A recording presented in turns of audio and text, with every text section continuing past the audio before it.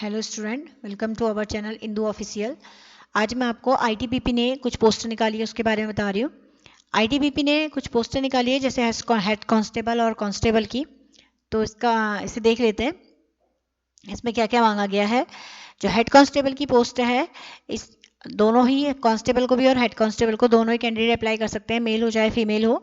Head constable की post के बारे में पहले बता रही हूँ। हेड कांस्टेबल की पोस्ट में जो टोटल सीट है वो 107 है मेल के लिए, और फीमेल के लिए जो 19 है, यानी कि टोटल मिला के 126 है, जिसमें सभी कैटेगरी आएगी, एसटी एससी जनरल ओबीसी सारी की सारी कैटेगरी के लिए ऑन टोटल पोस्ट 126 है।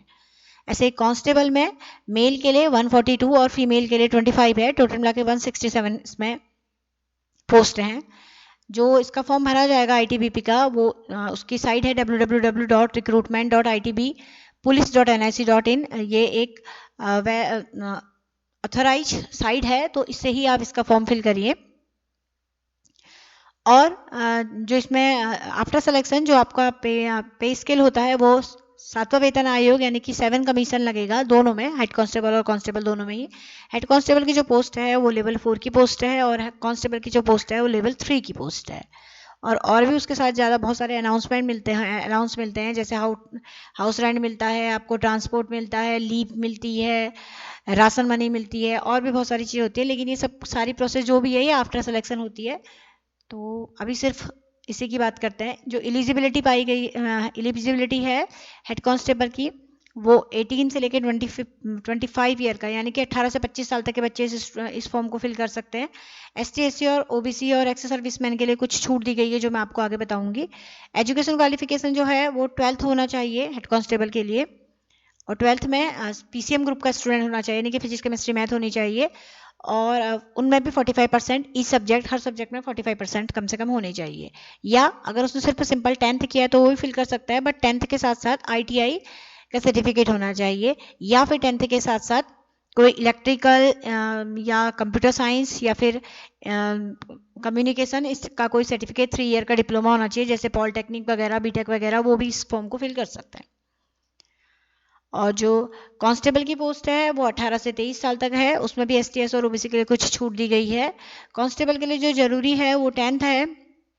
उसके बाद इसमें लिखा है डिजायरेबल, यानी कि अगर आपके पास आईटीआई का सर्टिफिकेट है तो बहुत अच्छी बात है, अदरवाइज आप 10th बेस पे भी इस फॉर्म को फिल कर सकते हैं। उसके बाद जो कुछ और रिलैक्सेशन है वो देखिए। एज में लोअर एज में तो कोई भी रिलैक्सेशन नहीं है, बट अपर एज में है। जैसे एससी एसटी के लिए 5 साल का है, ऐसे ही ओबीसी के लिए 3 साल का है। एक्स सर्विसमैन लेकिन जनरल कैंडिडेट उनका 3 साल का रिलैक्सेशन है। ऐसे एक्स सर्विसमैन ओबीसी वाले 6 साल का, एक्स सर्विसमैन एसटी एससी वाले 8 साल का, गवर्नमेंट सर्वेंट जो ऑन ड्यूटी अभी है उनको 5 साल का, जम्मू कश्मीर से आए हुए जितने भी जिनका डोमिसाइल जम्मू कश्मीर का होता है उनको भी 5 साल का है। ओबीसी वाले जो जम्मू कश्मीर के 8 साल का है, एसटी एससी वाले 10 साल का। जो गुजरात दंगों में जिनके पेरेंट्स मारे गए हैं उनको भी कुछ रिलैक्सेशन है। तो ये सब रिलैक्सेशन अपर एज में दिया जाएगा, लोअर एज में कोई भी रिलैक्सेशन नहीं मिलता है। सबसे पहला जो फॉर्म फिलिंग के बाद जो फर्स्ट स्टेप में जो इसका पेपर होगा वो होगा आपका फिजिकल में क्या क्या है देखिए। फिजिकल में पहले हाइट मेजर करेंगे। हाइट जो लोग गढ़वाली, कुमाऊनी, गोरखा, डोगरा, मराठी, सिक्किम, नागालैंड, अरुणाचल प्रदेश, मणिपुर, त्रिपुरा, इन जगहों पे लोग रहते हैं, उन लोगों की जो मेल में हाइट मांगी गई है वो 165 है और फीमेल की 155 है।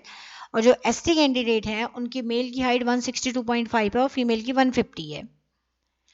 और जो इनके अलावा अदर स्टेट में रहते हैं, अदर यूनियन टेरिटरीज में रहते हैं, उनकी हाइट 170 है और फीमेल के लिए 157 है। चेस्ट की बात करते हैं। चेस्ट मेल के लिए विथाउट बिना फुलाए जो चेस्ट है जो सीधे सीधे मेजर की जाएगी वो 76 है, और एक्सपेंड करने के बाद 81 है एसटी वाले स्टूडेंट के लिए। और अदर के लिए जो कुमाऊनी, गोरखा वगैरह लिखा है इन सब के लिए बिना एक्सपेंड किए 78 और एक्सपेंड करने के बाद 83। अदर स्टेट और यूनियन टेरिटरी वालों के लिए एक्सपेंड करने से पहले 80 और एक्सपेंड के बाद करने के बाद 85 है। फिजिकल होने के बाद आपका रिटर्न होगा, रिटर्न के बाद मेडिकल होगा। मेडिकल में आंखें आपकी अच्छी होनी चाहिए, 6/6 होना चाहिए, 6/9 को मेजर नहीं किया जाएगा, 6/9 आउट हो जाएगा। टैटू की जो बात करते हैं, बहुत जगह पहले टैटू एकदम ही स्ट्रिक्टली मना हो गया था कि बॉडी के किसी भी पार्ट में टैटू नहीं होना चाहिए, लेकिन बहुत सारे लोग रिलीजन के चलते अपने बॉडी के पार्ट्स में टैटू बना लेते हैं, तो वो अब एक्सेप्ट होने लग गए हैं। लेकिन वो टैटू या तो आपका कोई धार्मिक टैटू यानी कि रिलीजन से रिलेटेड टैटू होना चाहिए, वो भी आपके एल्बो में, वो भी लेफ्ट साइड, क्योंकि लेफ्ट साइड से आप लोग सैल्यूट नहीं करते हैं, इसलिए लेफ्ट साइड के एल्बो में ये एक्सेप्ट हो जाता है।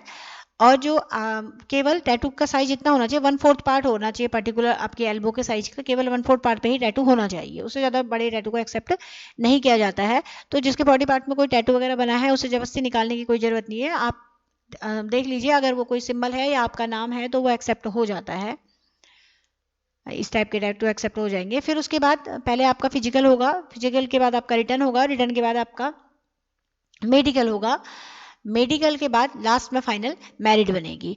तो जो फिजिकल है, फिजिकल में सबसे पहले आपकी रेसिंग होगी, 1.6 किलोमीटर रेसिंग है, 7 मिनट का आपको टाइम मिलेगा मेल कैंडिडेट को, और 1.6 रेसिंग होगी।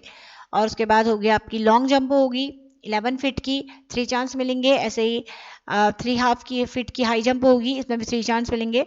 ऐसे फीमेल कैंडिडेट के लिए 800 मीटर की रेस है, 4 मिनट 45 सेकेंड का टाइम मिलेगा, 9 फीट की लॉन्ग जंप और 3 फीट की हाई जंप है। इस क्वालिफाई को सिर्फ जो ये आपके फेज 1 है, इसको सिर्फ क्वालिफाई करना है, इसके कोई भी मार्क्स आपके ऐड नहीं होंगे। इसमें लिखा हुआ है no marks will be awarded for the test of PET shall be qualified in nature. सिर्फ क्वालिफाई करना है, इसमें कोई भी मार्क्स इसके ऐड नहीं होंगे, तो बहुत अच्छा फॉर्म है। आपको सिर्फ रिटर्न के ही मार्क्स मिलेंगे, रिटर्न के मार्क्स के बेस पे ही आपका सिलेक्शन होगा। तो फेज 1 के बेस पे आपको सिलेक्शन नहीं होगा, फेज 1 में सिर्फ आपको क्वालिफाई करना है। क्वालिफाई करने के बाद जो फिजिकल वगैरह होगा, आपका हाइट वगैरह नापी जाएगी, हाइट चेस्ट वगैरह सब कुछ हो जाएगा। फिर फेज 2 में रिटर्न होगा, फेज 2 में रिटर्न आपका 100 मार्क्स का रिटर्न होगा, जिसमें कि Hindi, English, general awareness, ability, physics, chemistry, maths आएंगी। टोटल नंबर 100 नंबर के पेपर होगा, 100 क्वेश्चन आएंगे, इंग्लिश के 10 क्वेश्चन, ऐसे हिंदी के 10, जनरल अवेयरनेस के 15, रीजनिंग 15, फिजिक्स 20, केमिस्ट्री 10 और मैथ्स 20। तो टोटल 2 घंटे का पेपर होगा।